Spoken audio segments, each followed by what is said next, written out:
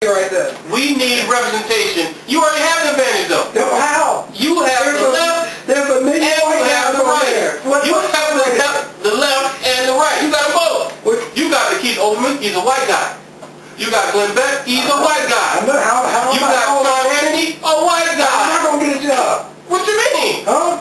Because you just separate, you just gave yourself, you just crowned yourself. You are not that king of television. We do not have any people of color representation on the media. We don't. We don't have any of that. So hopefully we may get picked up, and it'll be a whole different thing. But right now, we don't have that. You gonna help get me in? We're going together, brother. We're going together. So we need this honest debate. I know we need it. And what I'm telling you is that right now, advantage? What? Because they need a black guy. It's not because of the color of our skin, though. It's because this debate needs to happen. I don't care if you were green and you were orange. I know. This needs to happen. Absolutely. So that's going to be the premise of us getting accepted, of us getting a media deal if it comes to fruition. It has nothing to do with if we're black or white. Right. So your first statement. Well, I guess it has everything to do with black and white. But because of the fact that how the makeup of our show would be. Right. But what I'm telling you that right now, there's no representation from a black Right. Because you said Craig Brown on there would tell it like it is over that. And I think Dean, you're going to do the same. I know we will as a group. I don't know what your point. What point you're trying to make? My point was you put yourself on one of the major networks because they need a black guy. Then I had to remind you we're sitting here together. No, you missed the point. You gave yourself that advantage. You missed the point, man. We were talking about, we were stemming off the fact that this person said that Obama had okay, as we promised, we've had some heated debate. We explained to you that this is not for, it's not for the meek ears. It's not for an audience that don't like to hear the blatant truth. But in this part of the show, and we think that this is the most constructive part, we're going to now talk about what we've learned by having this debate. And what we would like to happen is for the audience to also document and send in on our Facebook page or emails and let us know what you've learned as well. So Dean, if you can start, tell us what you've learned today from our conversations. All right. First, I've learned that you can have which I've known this, but I'm glad this is our first actual videoing of a show, but I've learned that you can have a healthy discussion, and as long as it's coming from an honest place,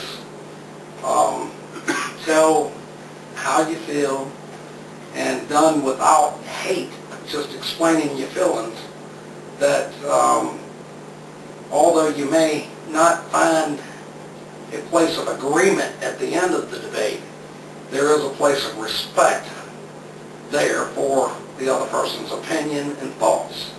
I definitely learned that a lot of what, as a white person, I may have possibly thought that younger black people were playing like a race card with things. I've learned and appreciate learning that to know that you truly have the beliefs that you are experiencing some type of discrimination. Although we have the heated debates of whether I think it's as much as you believe, but I guess I won't say glad to know that's not good when it comes to experiencing racism, but it is good to realize that possibly some of the thoughts of discrimination is not white people playing the race card. Right. It was enlightening to you to know that. Absolutely. And I believe, we can agree, I think, that it's played just by bad people. It is. But I've learned that there's definitely, a sincerity to the belief, and I do appreciate that. And I also just want to close my part by saying that, I nor you expected to solve race relations in one hour show. But I think this is a really healthy start and a good way, and hopefully people will tune in, and like you said earlier, will pitch in their thoughts and comments and everything, and hopefully we can move forward together. And once we absolutely, I believe, understand each other, I really think we can have a better country. So I'll close with that, and I thank you. Okay. Now, here's what I've learned. And I guess it's not, you know, it's sort of what Dean has just explained, that it's not something that you know, I've learned and I've never heard of before. It's just, I guess it was just brought to my attention. And it's now something that I'm, you know, ultimately aware of. That there are no designated white scholarships.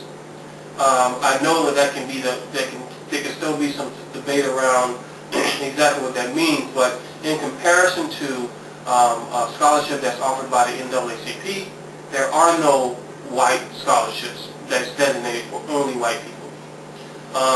In that same light, there are no contests like the Miss America pageant that, or the Miss Black America pageant. There is no equivalent in white society, specifically only where white people can compete.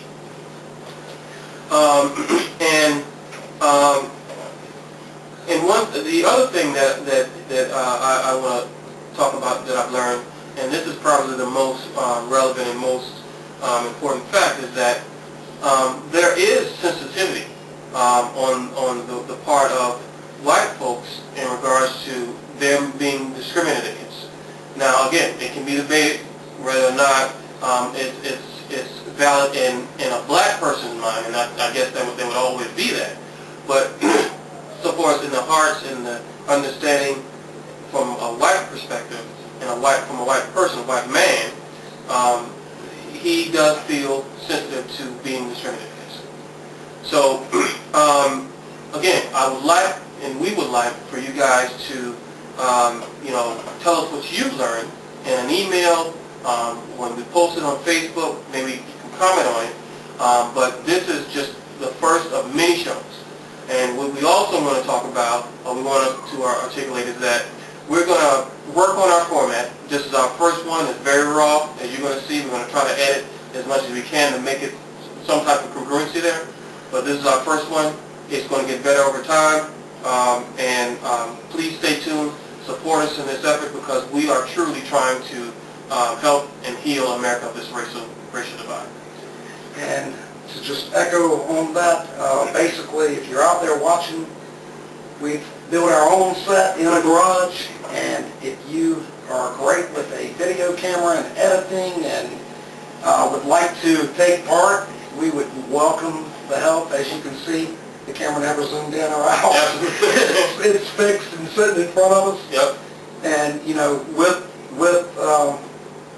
the future, we believe that some good things will come, and we appreciate you watching, and please stay tuned. We'll be back. Thank you, guys. Thank you. Thank you. Yes, sir.